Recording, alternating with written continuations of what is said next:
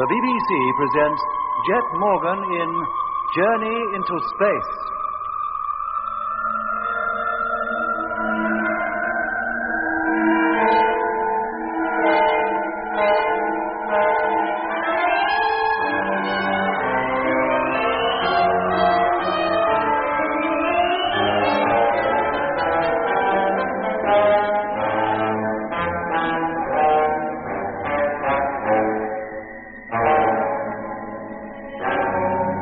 Whittaker was dead.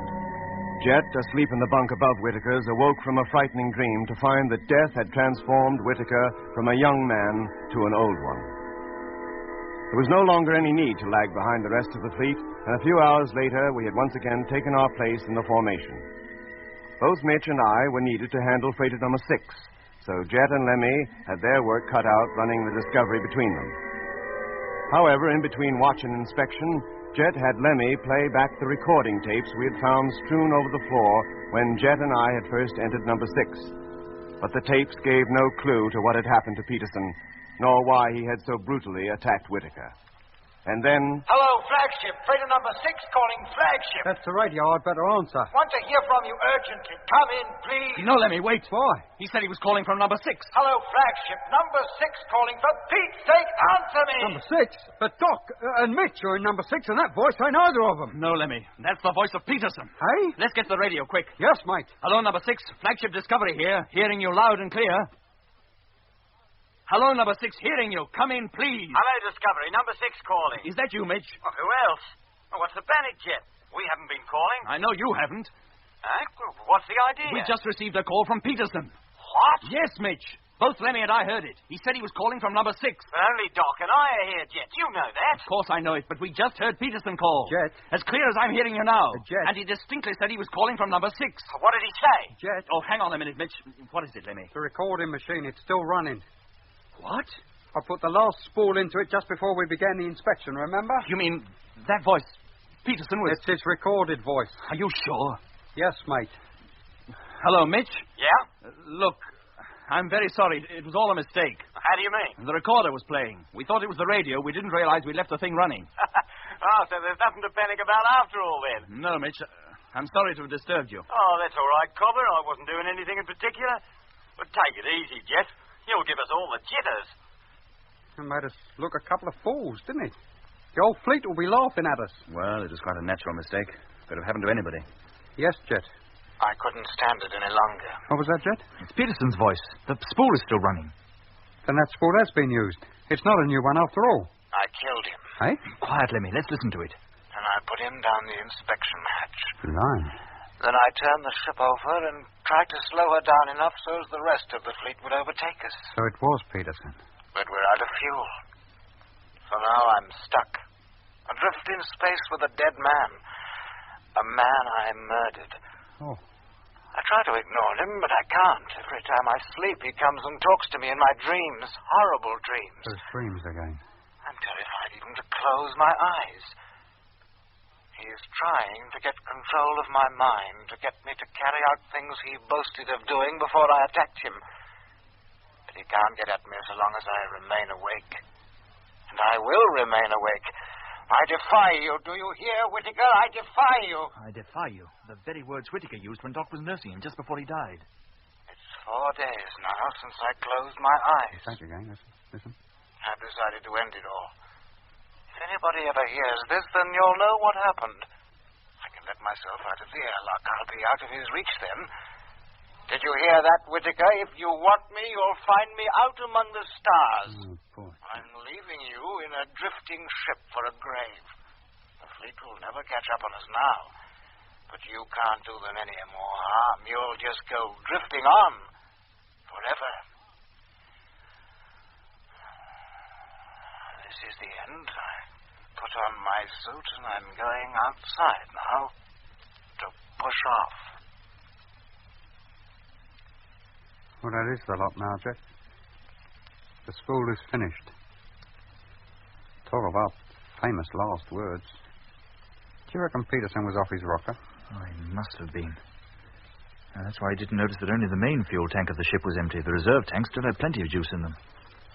Why on earth didn't he call us up on the radio. He just murdered a man, or thought he had. Or maybe he was even scared to go near the radio. From there, he'd have seen Whittaker lying down in the inspection hold. Well, at least we know what happened to Peterson now. I suppose that about explains everything. Not quite, Lemmy. How do you mean? It still doesn't explain that song you were singing. Whittaker's song that I heard in my dream. I told you, Jet, it was just running through my mind. I don't remember hearing it anywhere. In fact, until I heard myself singing it, I'd never heard it before. Look, Lemmy, think hard. Nobody can sing a song they've never heard before. You must have heard it somewhere. Now, think, where was it? I don't know, mate. Sing it over again. Maybe that'll jog your memory. Do I have to? Yes, please. Right. Command performance coming up. When it's night time in Italy, it's Wednesday over here. Go on. When it's... Oh, I feel such a fool, mate. Midday in Germany. Oh, yeah. It's midday in Germany. You can't get a shave in Massachusetts. Now, does it recall anything? No, Jet. Now, look, mate. Keep singing. How high is up? I'd like to know. Doesn't Baker Street recall anything? Hey? How low is that? Or an exhibition. An exhibition? Oh, think, Lemmy. And when shall we... look, Jet, mate, I can't think of two things at once. It takes all my time to think of the words. All right. Forget about it. You got me worried now. Oh, Lemmy, you're no more worried than me. Just before Whittaker died, I had a ghastly dream about him. And in my dream, he sang that song. I'd never heard it before in my life, I swear. And now, here you are singing it. Well, you know how it is with these catchy songs. One sings it and another, and before you know where you are, everybody's singing it. That's the usual way, isn't it? Yeah, but it's not usual for a song to be passed around by having heard it in a dream, Lemmy. No, mate. I don't suppose it is. Oh, well, I still hope to get to the bottom of it sometime. Yes, Jack. And meanwhile, we'll carry on with the inspection. Now, where were we? We were just going to do the radio panel. Oh, yes. All right, then. Hello, Space Fleet. Control. Calling Space Fleet. Control? Trying to contact you. Come in, please. Control. He said it was Control. Calling Flagship Discovery or any freighter ship of the Mars Fleet. If you can hear us, answer, please. And it is Control. It must be. We're in contact with him again. Now, wait a minute, Lemmy. Are you sure the recorder's not still on? No, Jet. I switched it off. That call definitely came through the radio. Hello. Hello, Control. Flagship Discovery calling. Hearing you loud and clear. Repeat.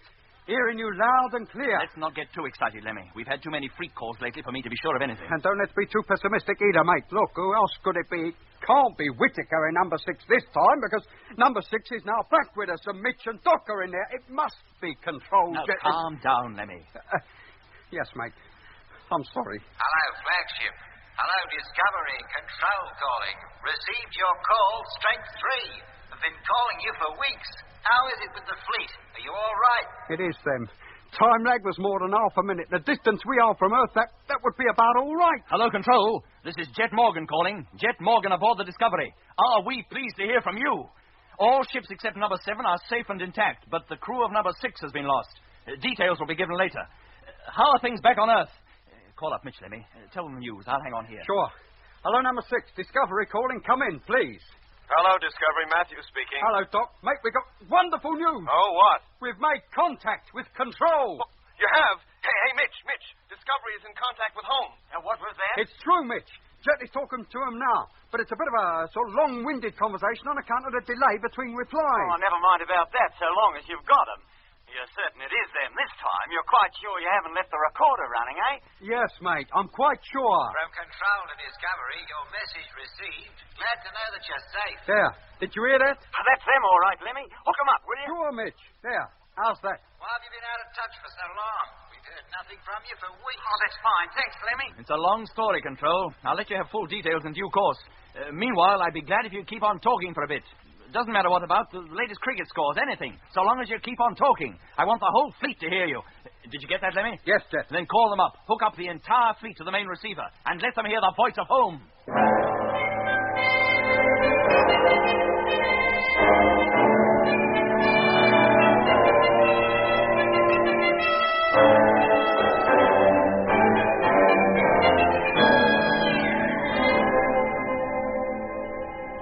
Well, Mitch, what do you think? It's indisputable, Jet. They're there, as clear as anything. And the closer we approach, the clearer they get. It almost seems as if the theory that the polar caps are ice that turns to water in the summer is the correct one after all. And that the dark lines are canals. Maybe, Mitch, but it could still be a natural phenomenon. The canals, as you call them, aren't necessarily artificial. Oh, I'm not saying they are, any more than the rivers down on Earth are artificial. See how the colors of the dark surface are changing? 2 weeks ago, they were an olive green. Now they're near a reddish purple. And closer to the pole, the change is even more marked. When do I get a look in on all this, Jet? You two have been monopolising that telescope for hours. Sorry, Lemmy. You must excuse us. Granted, so long as I get a look in soon. Hey, Army, old mate, it's all yours. I'm going to look at the maps for a while anyway. Oh, thank you, Mitch. I've been longing to take a deco. Well, Lemmy, now you're taking your deco, as you call it. What's your impression? You give me a couple of minutes and I'll tell you. Can you make out the ice cap? Yes. Looks just like a blister. Like it's much higher than the rest of the surface. Well, that's an optical illusion. If we're to believe what they told us down on Earth, that ice is no more than 2 inches thick. Oh? Can you make out the canals, Lemmy? There's no mistake in them, is there? And what are those dark, round blobs where the canals cross each other? Moisture of some kind, but whether it's water or something quite different, we shan't know until we actually get down there. And how soon before we touch down? Well, that depends. On what? On what we see while we're traveling round her in free orbit. If only we had a telescope powerful enough, we could see the cities on her. Cities? Didn't you know? What are you talking about? When it's night time in Italy, it's Wednesday over. Lemmy! Oh, sorry, Jet. It just slipped out. I didn't mean to sing it again, mate. It wasn't just the song, Lemmy. It's what you said about there being cities on Mars. Cities on Mars? What are you talking about? I didn't say that. You said if only we had a telescope powerful enough, we could see the cities on her. No, mate. I'm afraid you made a mistake there. Look, Lemmy, I distinctly heard you. Well, no. I must have said it unconsciously. I didn't mean to. It just crossed my mind that if there were any cities on Mars, which there can't be, we'd need a much more powerful telescope than we have here to see them. I didn't say it. You not only said it, Lemmy, you phrased it in the identical words used by Whittaker in the dream. Go on. Now, how can you account for that? I can't account for it. I tell you, Jet, I didn't realize I'd said anything. And why did you start singing at that moment, just as he did? Now, do me a favor, Jet. I don't know nothing about your dream. You're giving me the creeps, mate. Oh, I'm sorry, Lemmy.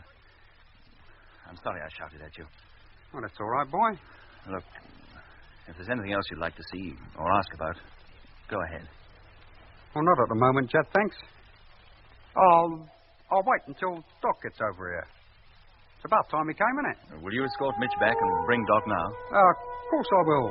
I'll put my suit on and be ready to start. Thanks, Lemmy.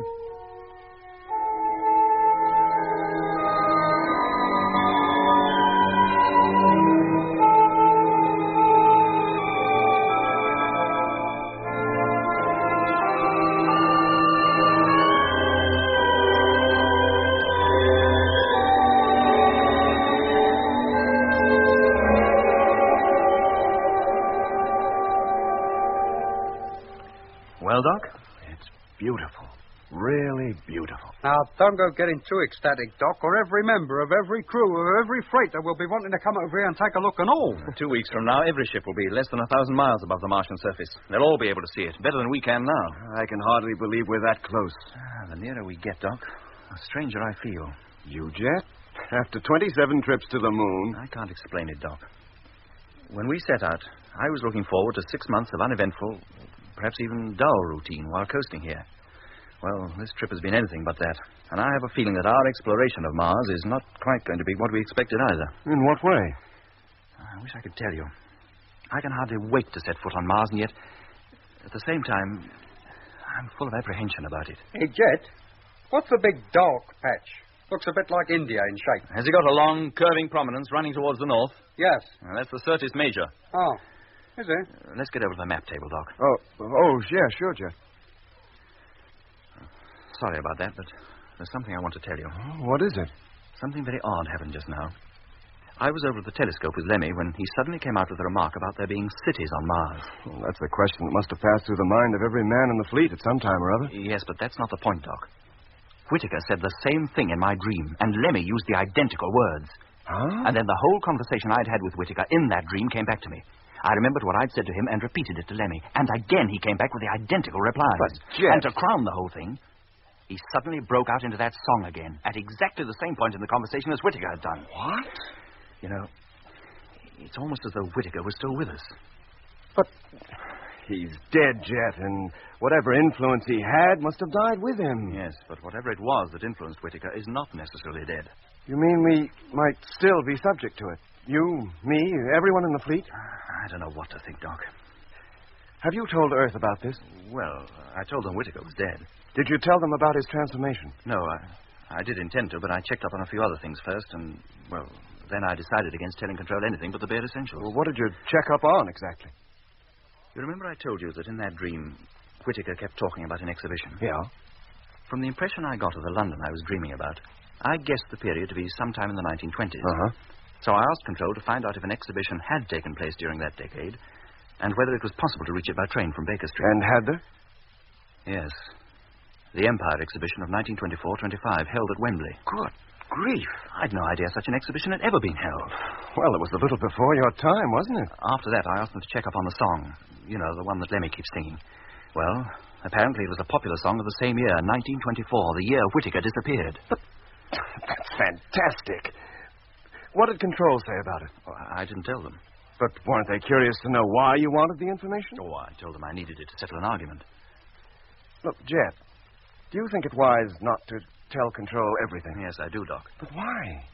Look, suppose I did tell them about that meteor swarm apparently trying to block our path, about Whittaker making that bogus call and trying to get us to turn back. Well? Isn't there a chance that Control might tell us the same thing? To turn back, you mean? Why not? On the face of it, somebody, or something, using Whittaker as a go-between maybe, seems to have been trying to get us to do just that. Yes, it would seem that way, but... Well, somebody down on Earth might consider that the risk of carrying on is too great and order us to return. Well, they're more likely to scoff at the whole thing and put it down to imagination. That, Doc, is a polite way of saying I'm unstable, mentally unbalanced. Oh, I wouldn't go that far. I'm not so sure that Control wouldn't, nor the rest of the fleet. Now, surely, Jet, you don't think the crews imagine that you... Why shouldn't they? Only 3 of us have been really seriously affected by Whittaker. Frank Rogers in number 2, Lemmy, and myself. And both Lemmy and Rogers seem to have got over it long since. And you haven't? Well, I'd have thought no more about it, Doc, but for the information I got from Earth and the conversation I had with Lemmy not 2 hours ago. What are you going to do, Jet? Press on. And what if there is something in it after all? And then we'll fight it. And risk the lives of maybe the whole fleet? Do you think they'd want to turn back after coming this far? No, Jet, I don't. What are you thinking, Doc? Of Whittaker, in his delirium. What about him? Pity I didn't record everything he said. Why? Well, it might have been very useful. He talked of an exhibition then, just as he did in your dream. Did he? Yeah. There were a few other things he said, too. You don't know the power they have was one of them. Now, as his exhibition references certainly had some foundation, those words could have, too. But who was he referring to? And what is the power they have? Who are they? You tell me. I don't care if we find that Mars is inhabited by a whole race of Whittakers. We can't turn back now. All right, Jet, calm down. Nobody's suggesting we turn back. You almost talked yourself into it. Nobody else did. I'm sorry, Doc. I didn't mean to get so excited. Look, Jet, may I suggest that I stay here in the Discovery and that Lemmy goes over to number 6 with Mitch? No, thank you, Doc, but no, I'll be all right. Okay. Well, it won't be long now, and I won't be sorry. Oh, what won't be long, Lemmy? Well, the landing on Mars. I can't wait to get my feet on terra firma again. It's a pity about the atmosphere down there, Doc. I'd give anything to have a good, deep breath of fresh air. You'll have to do without that, Lemmy. The oxygen content of the Martian atmosphere is far too low. One breath would probably kill you. Is it too low to support life of any kind, Doc? Almost certainly. Yeah. Well, I'll lay you 6 to 4. There's a couple of Martians sitting down here looking at the Earth, and one is telling the other that there couldn't possibly be any life on our planet because the oxygen content of its atmosphere is too high. Lemmy. Yes, Jet. Would you mind seeing Doc safely across to his ship? In a couple of hours, we'll be turning the whole fleet over. Yes, mate. Well, if you'd like to get your suit on, Doc, I'll see you to your own front door. Thanks, Lemmy. And thanks for a pleasant evening. Not at all, Doc. Glad to have you. You must come again sometime.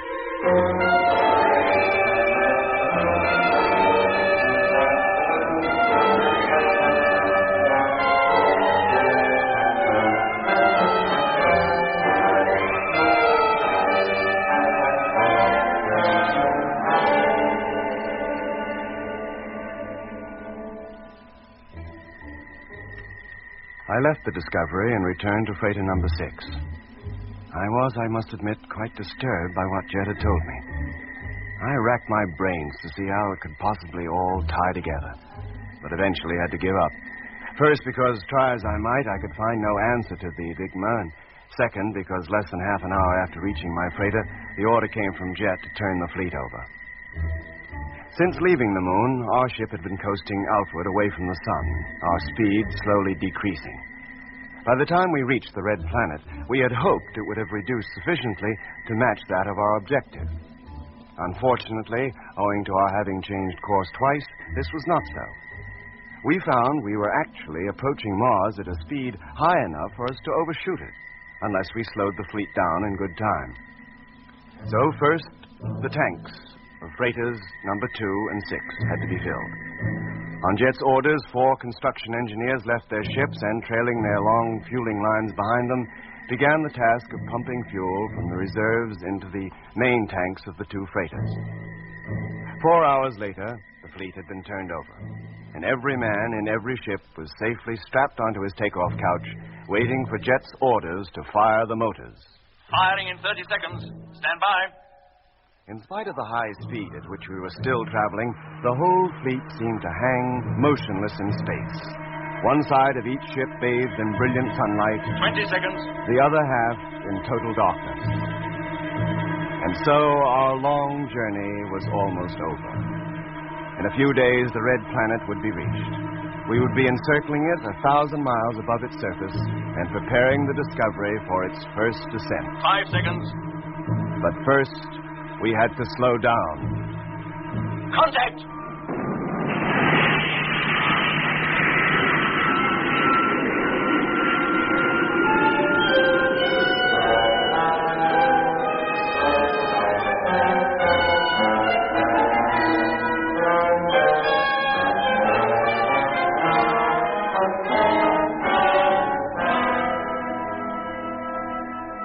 Well, Lemmy, you can open her up. Hatch opening. Contact.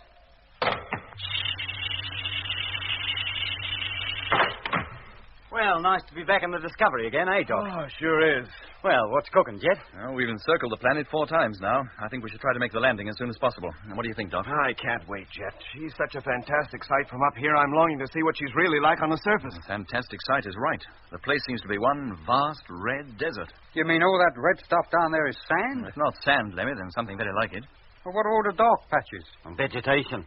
What else could it be? And it must be a very peculiar kind, too. The telescope doesn't show us as anything that we can definitely recognize. How long before number 1 is ready to descend, Mitch? The ailerons are already fitted, Jet, and the atomic motor disconnected. She should be ready in about 4 hours. Then we'll start as soon as our crew is settled in. First landing will be attempted at 1500 hours Universal Time. Lemmy, call up the fleet and tell them, will you? Yes, Jet. Hello, Space Fleet. Discovery calling. Have message for all ships. Come in, please.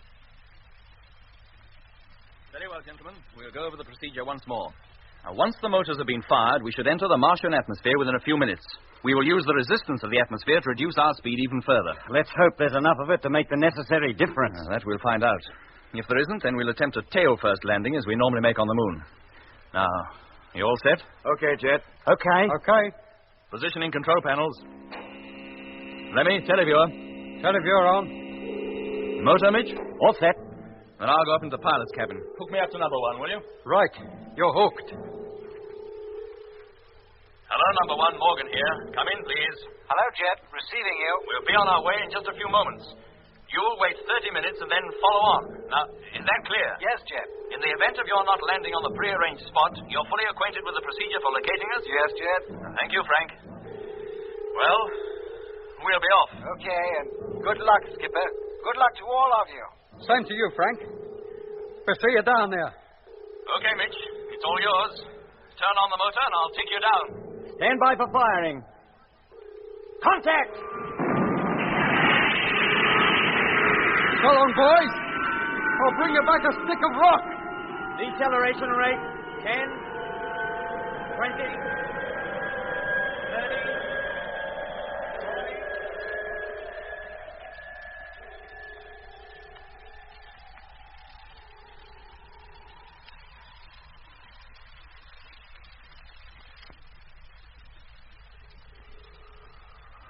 How we doing, Jet? Fine, Mitch, fine. Check airspeed, will you? 350. Right. Now on the last lap and approaching the pole fast. I can see the snow shining in the sun, if it is snow. Aren't we going a bit fast? Yeah, just a little. I'll put out another parachute brake. That should about put things right. Hello, flagship. Number 1 calling. Hello, Frank. Flagship here. Receiving you. Landing procedure still going according to plan. How is it with you? We're doing all right, mate. Where are you now? We're just about to pass over the northern hemisphere. Still out of your sight. Well, we expect to make a landing soon. Approaching the ice cap now. We'll keep a lookout for you. Seen any Martians yet? No, Frank. Jack keeps me so busy with the radio I don't get time to even get near the televiewer.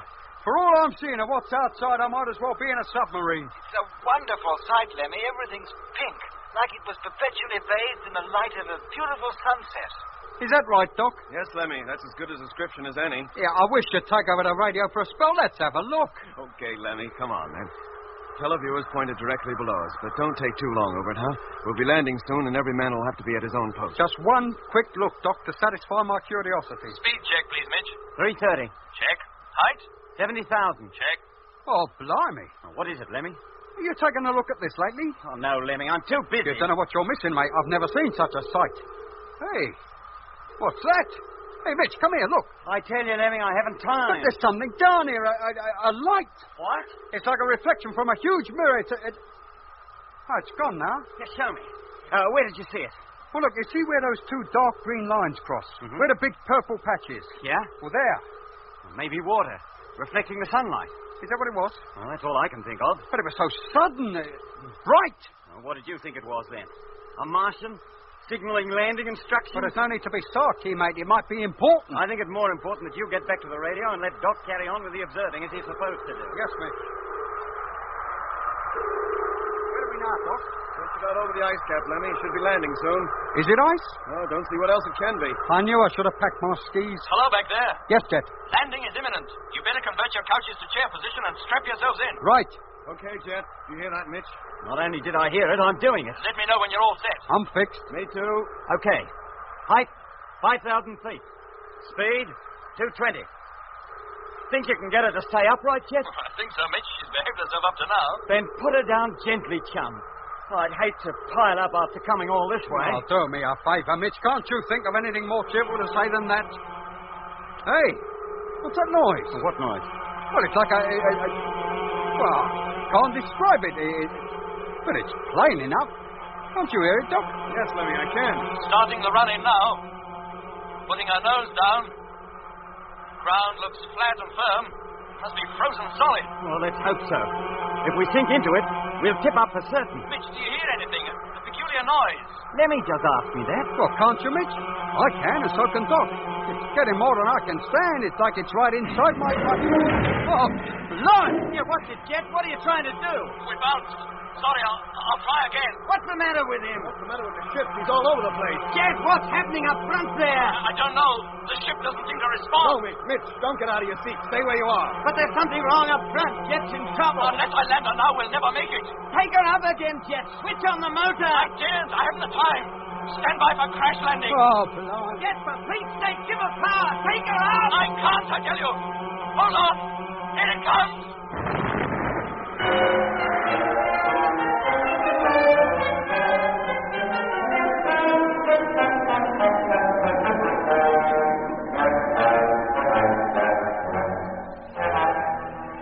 You've been listening to Episode 8 of Journey into Space with Andrew Foles as Jet Morgan, David Kostoff as Lemmy, Guy Kingsley Pointer as Doc, Bruce Beebe as Mitch, and with David Jacobs. The orchestra was conducted by Van Phillips, who also composed the music.